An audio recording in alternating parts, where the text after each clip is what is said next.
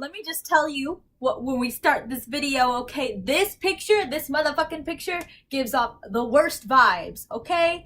It's like a 40-year-old man who is bitter and listens to classic rock and is intensely homophobic, okay? That's the vibes this gives off. Gross, crusty, bad. I don't want it in my life. I'm a beautiful lesbian. Don't do this to me.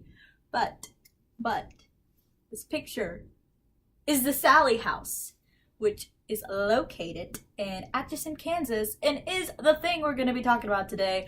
So, buckle up, y'all. You guys should honestly be so proud of me.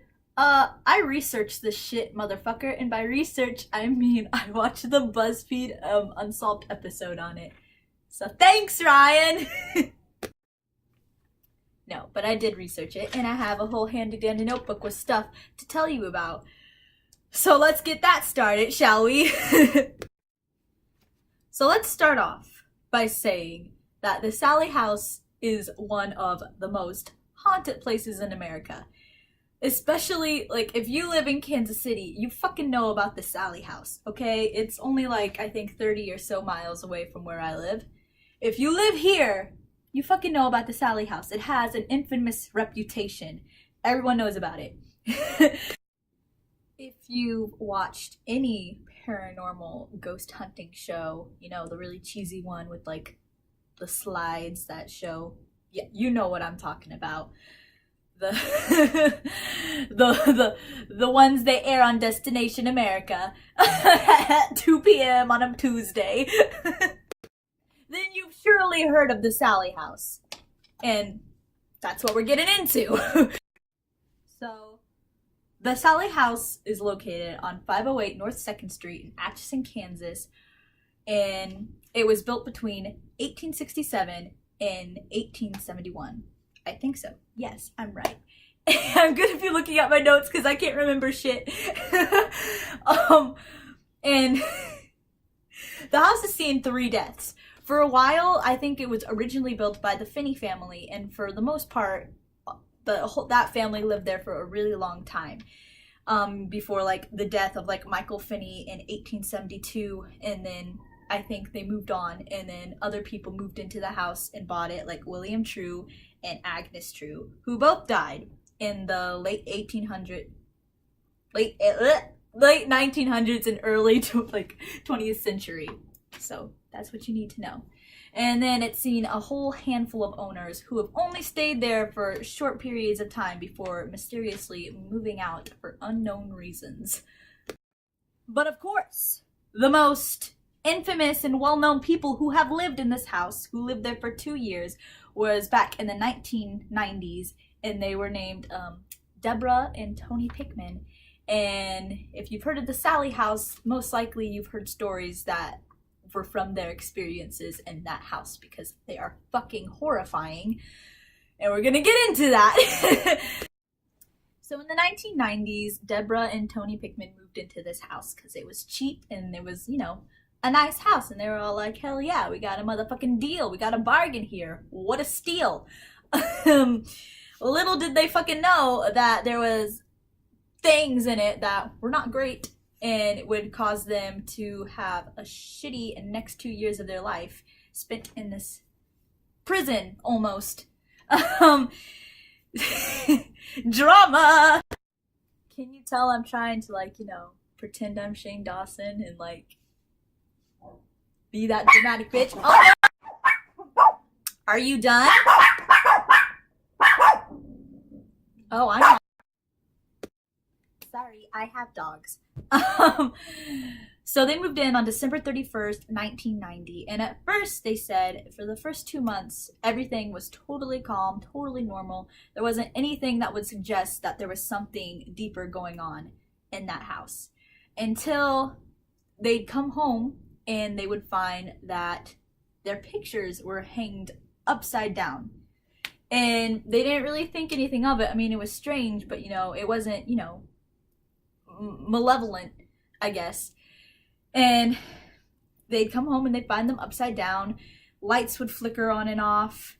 There'd be strange footsteps that would echo down the halls at nighttime. And they didn't think anything. So they didn't think anything of these things that were going on until like when they came home and they found that one of the picture frames had been shattered, and they were all like, gee whiz, that's kind of weird, don't you think, Deb? And this whole time, Tony was the one who was experiencing most of the things that were going on. He was the one who was getting most affected, both psychologically and physically, while Deborah wasn't seeing as much. And so every time Tony would go to her and say, yo, there's some fucked up shit going on in this house, she'd be like, yeah, Tony, okay. Like, you know, if you don't see it, it's kind of hard to believe, like, what's going on. Even though, you know, it's someone that you love telling you that, like, it's hard to believe because it's so weird and extraordinary. Other weird fucking things include, and like, a lot of the stuff that happened in this house happened in the nursery. That's the nursery in the basement is what I hear or understand to be the focal points of where this thing likes to be and fuck around with people. Ooh, I don't like that picture. I don't. It gives me bad vibes. But their dog would bark at the entrance to the nursery and when it passed the threshold to go into it. And Deborah says that when she put their newborn baby down to sleep, it would wake up every hour as if something was playing with it. Which, you know, when you have a newborn baby, isn't the best thing. It's not great. And you know, it's crazy because, you know, kids and dogs especially tend to be the most vulnerable to things, like entities like this, like, because they're just more, they pick up on it more. So if you have a fucking dog barking at nothing and a baby playing with something, bitch, you move the fuck out. Something's there that shouldn't be. Baby should just be your little personal EMF reader. They start going, wah, at like 3 a.m., bitch, move. That's all you need. It's all the only sign you need. But the lights in the nursery would flick on and off, and they'd be asking each other, like Deborah would be to Tony, like, hey, are you turning on the light in the nursery? And he'd be like, nah, fam.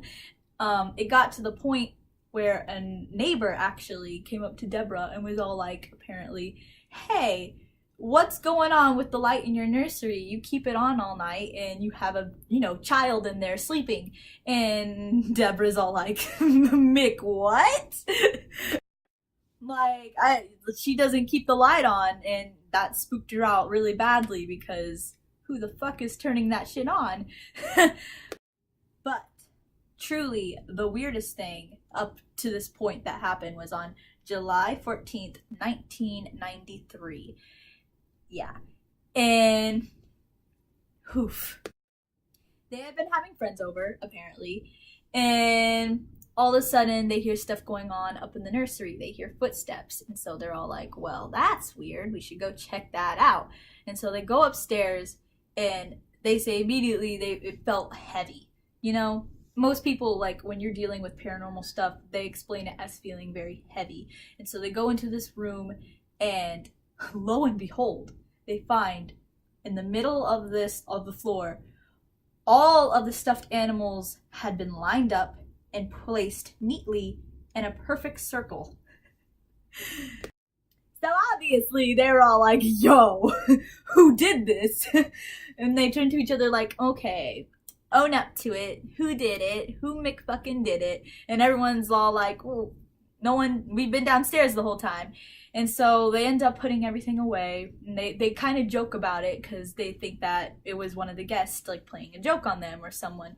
And so they go back downstairs and they don't make anything of it until they go back upstairs. And to their horror, they find that there was one doll, or I guess teddy bear, that had been left out from where they had sat it, and it was back on the floor. And no one had been up there. And they were all like, oh, okay, it's like that. So after that, they were pretty freaked out, as anyone would be after finding that in their child's bedroom. And so on July 15th, they were all like, okay, we can't do this anymore. We gotta get out of this place. We gotta, like, you know, go to our parents' house. And so that's what they ended up doing. They packed up all their bags, all their things, And as they were leaving this house, Tony feels a burning sensation on his back, almost as if someone has dug their nails into his skin. And he starts going, hey, like, I think something, just scratched me. And Deborah's all like, oh, like, and he's all like, no, really. And so Deborah lifts up his shirt and turns white as a ghost, apparently, because on the lower part of his back were 3 scratch marks. And the scratches doesn't end there. That was the first experience that he had with getting scratched. He would continue all throughout the time that they lived there to get scratched and like cut and burned. Like, there were so many occasions, he said, that he couldn't even keep track of them, like, if he tried to. Like, it was a regular thing that happened on a regular basis, which is pretty terrifying. Ooh. So these things would continue. They would see weird things. They would hear weird things. They'd get weird smells. Tony would get scratched. And all of this was just totally weird. But they didn't actually see the thing that was causing it until October 31st, 1993, when Tony says he had come home from work and had gone into the kitchen and, was doing his shit. When he turned and looked into the doorway, and there, standing there, was a little girl who he said looked so sweet. Like, she was this little sweet girl, but she just radiated all this evil energy. Okay, like, totally, like, malevolent energy. Like, this kid, it's not a kid. And so he says he freaked out. He was hyperventilating, and he rushes upstairs to his bedroom where his wife was. And he goes, Deborah, oh my God. Like, he couldn't speak. He was hyperventilating so much. And Deborah is all like, okay, you need to settle down. You obviously can't speak right now. You need to draw. You need to draw what you saw. And so Tony did. He drew this picture of a little girl, exactly like cherub face, rosy cheeks, big cute hair with like bows in it. I don't know. That's what it looked like in the picture. You can look it up if you want, but it's kind of creepy. Even looking at the picture like gives you kind of chills.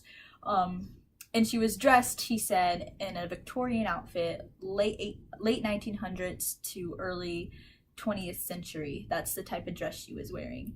And so obviously it was, a ghost. He had seen a ghost, because who the fuck else would that be? The drawing is important to the story because a former person who had lived in this house says that she had a 5-year-old daughter who used to talk to her imaginary friend all the time. She said that whenever the little girl would get in trouble, she would be all like, oh, well, I didn't do that. Sallie did that. Or I didn't do that. She made me do it. And for the whole time, like, the mom was like, okay, well, it's just an imaginary friend. Until 11 years later, when this girl who had, been seeing and talking to this thing, whatever was in the house, was shown Tony's drawing and was all like, yeah, that's Sallie. Which is so freaky. Woo-hoo-hoo. I'm telling you, if you have a kid who's all like talking to imaginary things and saying, oh, Sallie made me do it, bitch, move, burn the house, God. If my demon child started saying that to me, they're all like, oh, but Mom, Jeffrey made me do it. I'd be like, no, the fuck he did not, and like, move out, drag like holy water around with me everywhere, bitch. No demon is gonna mess with me. Nope, I don't want it. Like, none of that. If my child like started doing that whole exorcist thing, like that, no, I drop kick them into the sun. Like, I don't need that in my life. So all of these things would continue, obviously. There were reports of fires that would start randomly in the house, like for no reason, especially in the nursery. Like, fires would start in there all the time, and they could never figure out why that happened. When they had their parents over, a lamp was thrown, I don't know on whose mother's, but some mother got a lamp thrown at her. Happy Mother's Day! Eek!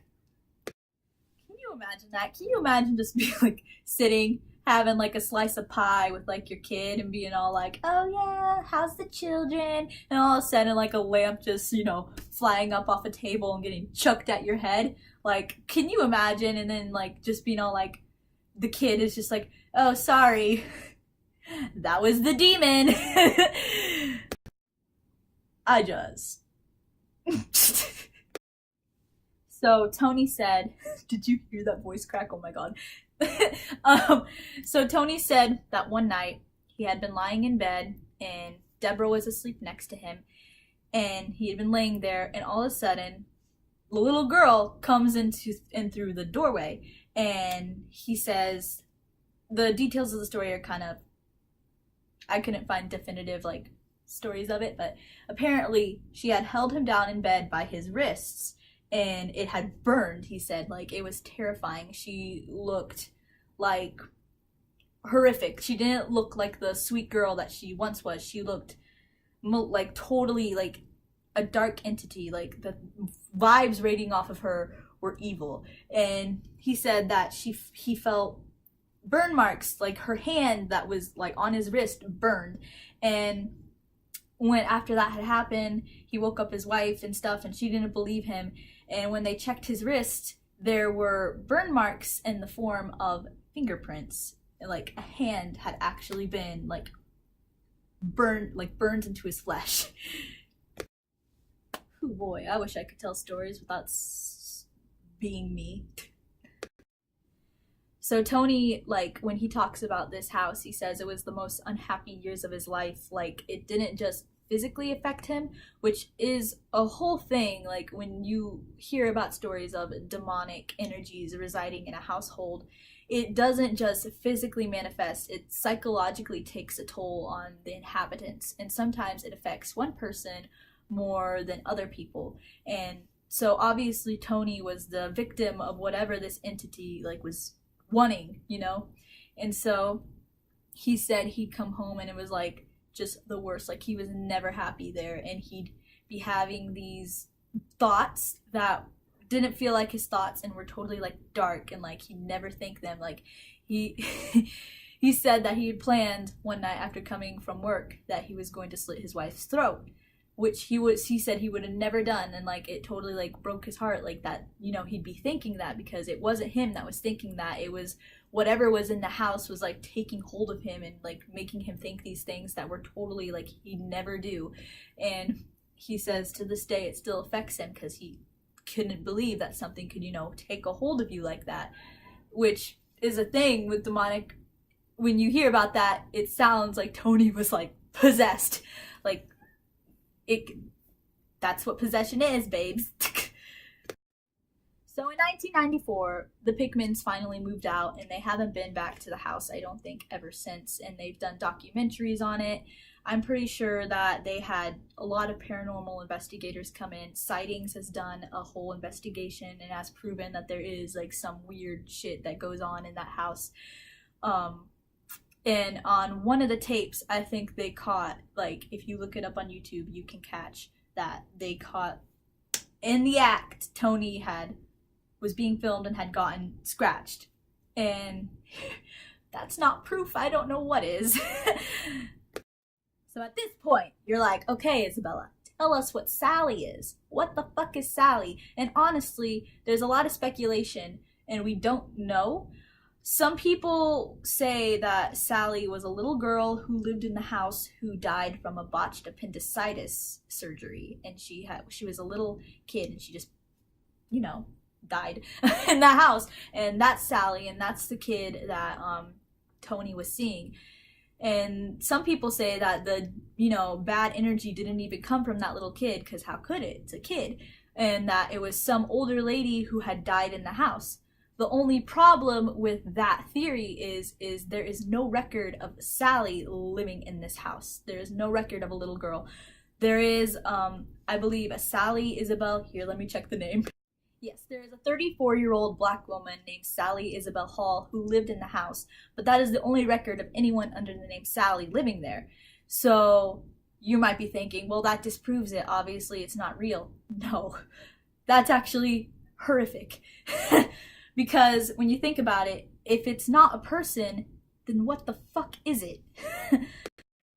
With demonic presences, a lot of the times people say they will take the form of something that is less threatening in order to gain the trust of people. If you look at Ouija board experiences where people like talk to demons, a lot of the times they will start the conversation by presenting themselves as someone who they're not, like a little kid or like a loved one, so they can gain the trust of people and, you know, do bad things.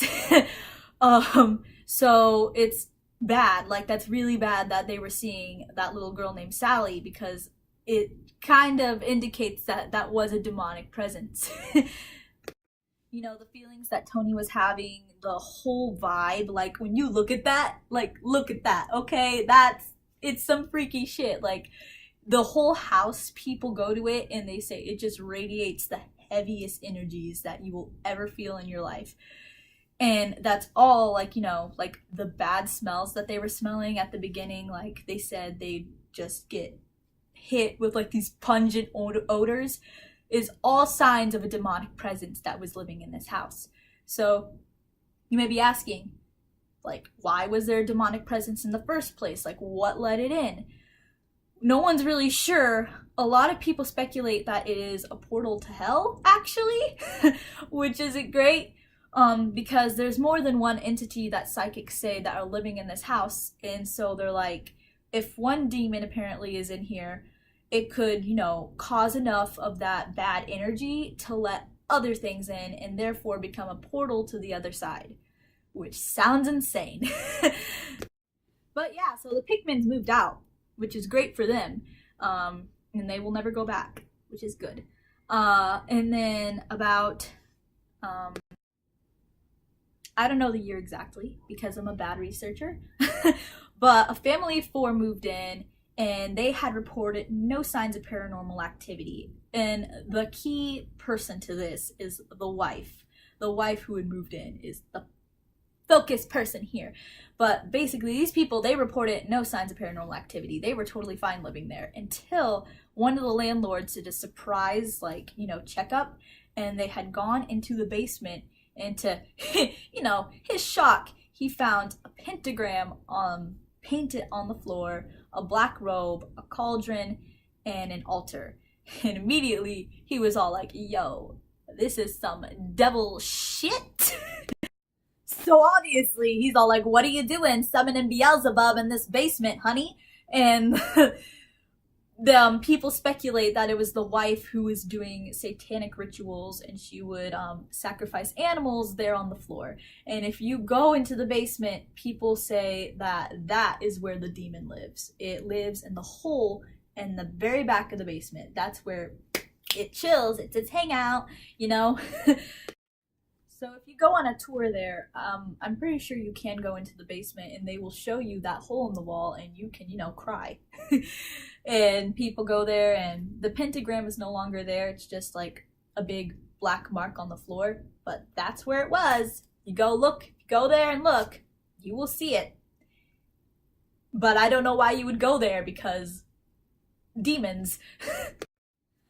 Another report, which is from another resident who lived there, was that she had been taking a nap on a couch in the living room and had woken up to a grotesque face sitting right beside her like this, like not just sitting there, okay, like staring right at her as she was sleeping. She woke up to that. Imagine fucking waking up to that, okay?